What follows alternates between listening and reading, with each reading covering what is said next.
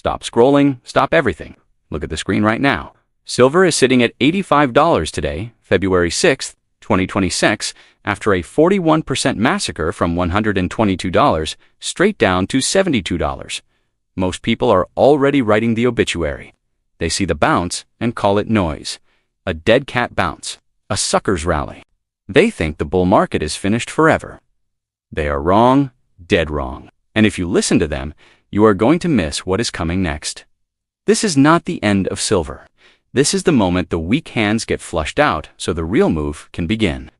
By the time this video finishes, you are going to understand exactly why $85 is not the ceiling. It is the new floor. And you are going to see 4 explosive signals that the mainstream is either too scared or too blind to talk about. If you still have silver in your stack, or if you are sitting on cash wondering whether to buy this dip, pay attention, because this might be the last clear window before the next leg rips higher. Welcome to the channel that does not sugarcoat reality. If you want the truth no one else will say out loud, subscribe right now and hit the bell. We are in this every single day while the market is moving this fast. Let us go first, the crash recap in 30 seconds so you know exactly where we stand. Silver did not climb gently, it detonated. From $30 early 2025 to $122 late January 2026, over 300% in 13 months. Gold blew through $5,595 all-time high. Then the trapdoor opened, margin requirements spiked. Leveraged traders got margin called into oblivion. Algorithms turned cannibal and sold into each other. Single-day plunge of 37%, worst since the Hunt brothers' bloodbath in 1980. Total wipeout, 41%, $72 low. Panic was biblical. Forums were screaming, "It's over." Headlines buried precious metals alive. Then silence, and then the bounce. 18% straight off the bottom in days. Now trading around $85, with buyers defending it hard. Dead markets do not bounce like that. They crawl or they die.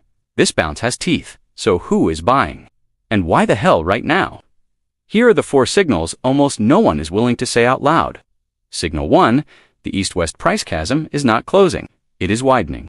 While Western paper contracts were getting obliterated down to $72, physical buyers in Shanghai were paying 25 to 30% more for the exact same metal, same bars, same atoms. 2 completely different realities. Even when Shanghai futures slammed into limit down and trading froze to stop total carnage.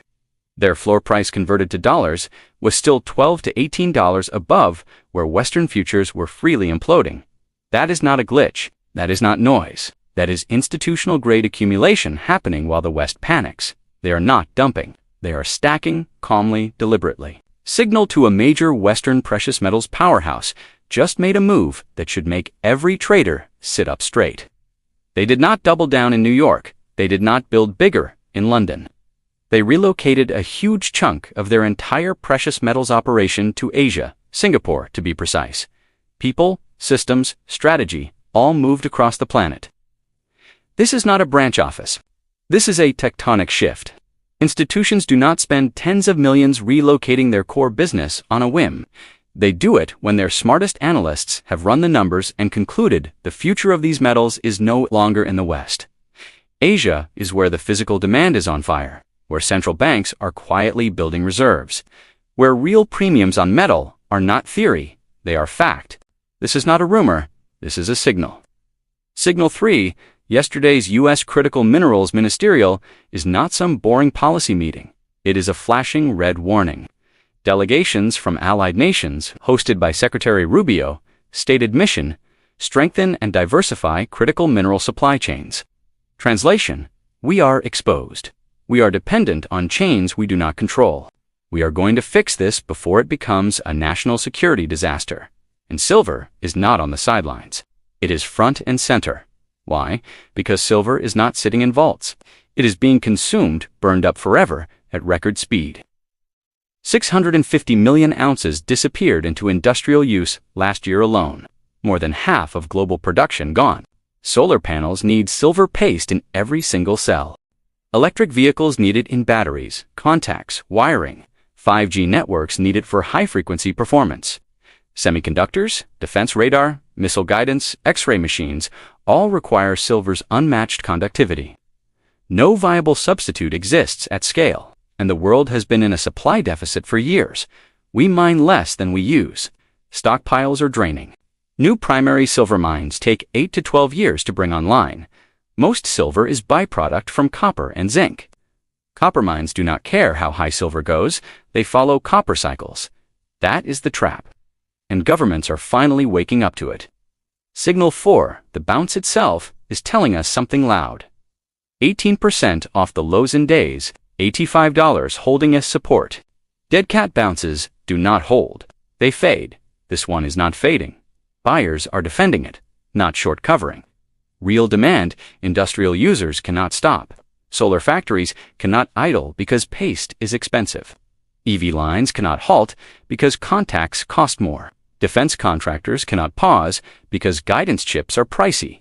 Demand is Some big end users are already locking direct mine deals, skipping exchanges completely. When corporations bypass open markets and go straight to producers, that is not optimism. That is fear of future shortages. Put these 4 signals together and the picture is unmistakable. Paper, silver, futures, leverage, margin calls crashed 41% in a leveraged purge. Physical silver, actual metal factories, and defense need barely blinked. Eastern buyers paid 25 to 30% premiums the whole time. A top Western institution moved its operation to Asia. The U.S. government held an emergency ministerial on critical minerals the week after the crash. This is not coincidence. This is convergence. Wealth did not evaporate. It transferred from leveraged traders who sold in panic to strategic accumulators who bought the fear. From headline reactors to data readers. This is not the death of silver. This is the purge before the next leg. The 1970s gold market is the blueprint. Gold ran from $40 to over $200. Euphoria everywhere. Then 50% plus crash. Headlines wrote the obituary. Retail dumped at the bottom. Then gold went to $850, 400% plus from the lows. The crash did not kill the bull, it killed the tourists. The same playbook is open right now. Silver from $30 to $122, 41% crash to $72, 18% bounce to $85 and holding. That is not a dying asset. That is a shakeout. Real demand has not vanished. Solar cannot stop. EVs cannot stop. Defense cannot stop. Some large buyers are already securing direct supply, bypassing exchanges. That is not hope. That is a signal. So here is what I am tracking every hour. Today's follow-up statements from the U.S. Critical Minerals Ministerial. Any hint of stockpiling, silver designation, or new supply deals?